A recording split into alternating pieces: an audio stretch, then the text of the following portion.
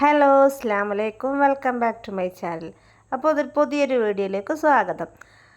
നമ്മളിന്ന് ഉണ്ടാക്കാൻ പോണത് ചെമ്മീൻ കൊണ്ടുള്ള ഒരു അപ്പമാണ് കേട്ടോ. അപ്പോൾ നമ്മൾ ഈ കോഴിക്കോടൊക്കെ കലത്തപ്പം എന്ന് പറയും കേട്ടോ.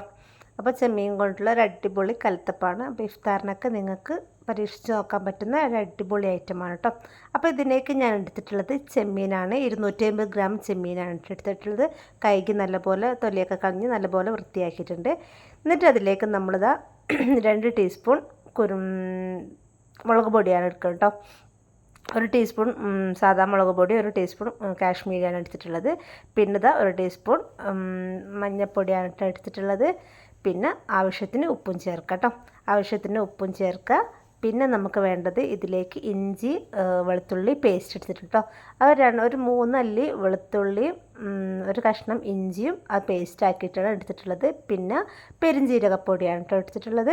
അപ്പോൾ അതൊക്കെ കൂടി മിക്സ് ആക്കിയിട്ടിട്ട് മുളക് പൊടി, മഞ്ഞൾപ്പൊടി, പെരുംജീരകപ്പൊടി, ഉള്ളി, വെളുത്തുള്ളി, ഇഞ്ചി പേസ്റ്റ് ആക്കിയാണ് കേട്ടോ എടുത്തിട്ടുള്ളത്. അത് എല്ലാം കൂടി നമ്മൾ മിക്സ് ആക്കിയിട്ട് എടുത്ത് വെക്കാം. ഒരു 5 മിനിറ്റ് കഴിഞ്ഞതിന് ശേഷം 5 മിനിറ്റ് റെസ്റ്റ് ചെയ്ത് വെക്കാം കേട്ടോ. 5 മിനിറ്റ് കഴിഞ്ഞതിന് ശേഷം ഒരു പാൻ എടുക്കുക. പാനിലേക്ക് എണ്ണ ഒഴിച്ചിട്ട് അതിലേക്ക് ഫ്രൈ ചെയ്തെടുക്കാം കേട്ടോ. അപ്പോൾ നല്ലപോലെ ഫ്രൈ ആയി എടുക്കണ്ട, കുറച്ച് ജസ്റ്റ് ഒന്ന് ആയാൽ മതി കേട്ടോ. നല്ല അധികം ഒരു ഫ്രൈ ആയിക്കൊണ്ടെങ്കിൽ ഒരു ഡബ്ബർ പോലെ ഉണ്ടാവും കേട്ടോ. അപ്പം ചെമ്മീൻ വേവിക്കേണ്ടത് അങ്ങനെ കേട്ടോ. ഒരു കുറഞ്ഞൊരു വേവിലാണ് ചെമ്മീൻ വേവിക്കേണ്ടത്. അപ്പോൾ ആ ചെമ്മീനൊക്കെ ഫ്രൈ ആയി കഴിഞ്ഞിട്ടുണ്ട്. അപ്പോൾ നമ്മളിതൊക്കെ കോരി എടുത്തിട്ടുണ്ട് കേട്ടോ. കോഴി എടുത്തിട്ട് അതേ ഇതിൽ തന്നെയാണ് എണ്ണയിൽ തന്നെയാണ് നമ്മൾ 2 സവാളാണ് കേട്ടോ എടുത്തിട്ടുള്ളത്. 2 മീഡിയം സവാള നല്ലോണം കൊത്തി അരിഞ്ഞിട്ടുണ്ട്. നല്ലോണം കൊത്തി അരിഞ്ഞിട്ടുള്ള സവാള നമ്മളിതിലേക്ക് വഴറ്റിയെടുക്കുകയാണ് കേട്ടോ. അതിൻ്റെ ഫില്ലിങ്സിലേക്ക് വഴറ്റിയെടുക്കുകയാണ്. അപ്പം അതിലേക്ക് കുറച്ച് ആവശ്യത്തിന് ഉപ്പ് ഇട്ടിട്ട് നല്ലപോലെ ഒന്ന് വഴറ്റിയെടുക്കാം. നല്ലപോലെ കൊത്തി അരിയണേ, എന്നാലേ ഉള്ളൂ അതിലേക്ക് ഇതാവുള്ളൂ കേട്ടോ. പിന്നെ അതിലേക്ക് നമ്മൾ എടുത്തിട്ടുള്ളത് ഇഞ്ചി വെളുത്തുള്ളി പേസ്റ്റും, പിന്നെ അതിലേക്ക് കുറച്ച് മല്ലിയിലാണ് എടുത്തിട്ടുള്ളത് കേട്ടോ. പിന്നെ ആവശ്യത്തിനുള്ള പൊടികൾ എന്താണെന്ന് വെച്ചാൽ കുറച്ച് 2 ടീസ്പൂൺ ബിരിയാണി മസാല എടുത്തിട്ടുണ്ട്. പിന്നെ ഒരു ചെറിയ ടീസ്പൂൺ കാശ്മീരി മുളക് പൊടി എടുത്തിട്ടുണ്ട് കേട്ടോ.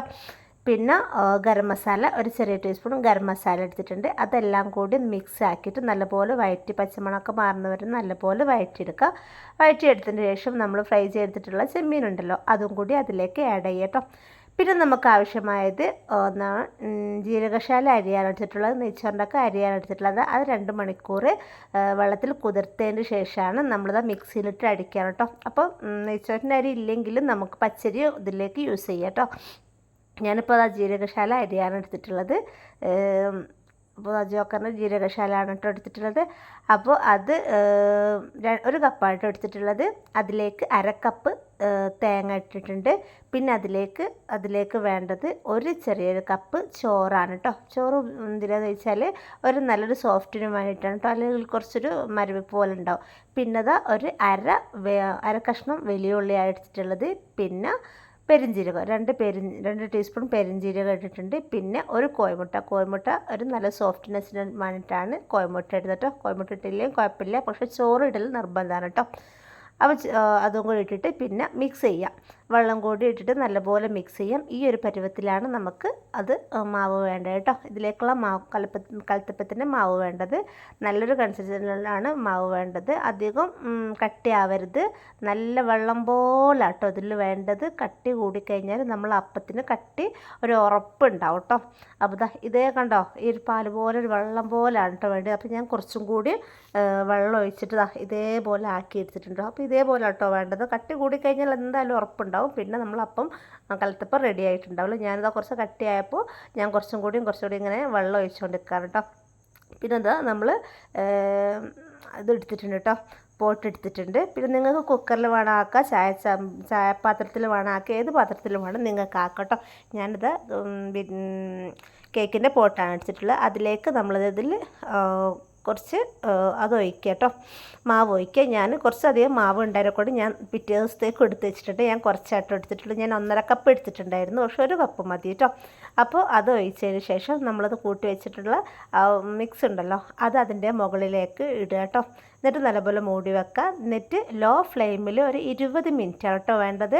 അടി കുറവുള്ള പാത്രമാണെങ്കിൽ നിങ്ങൾ അടിയിൽ എന്തെങ്കിലും പാത്രം വെച്ചിട്ടൊക്കെ, അടി കുറച്ച് കട്ടിയുള്ളതായതുകൊണ്ട് ഞാൻ അടിയിൽ പാത്രം ഒന്നും വെച്ചിട്ടില്ല കേട്ടോ. 20 മിനിറ്റ് ആയതിന് ശേഷം തന്നെ നമ്മൾ മൂടി തുറന്ന് നോക്കിയിട്ടുണ്ട്. മൂടി തുറന്ന് നോക്കുമ്പോൾ തന്നെ സൈഡൊക്കെ ഇളകി വന്നിട്ടുണ്ട് കേട്ടോ, നല്ലപോലെ സൈഡ്.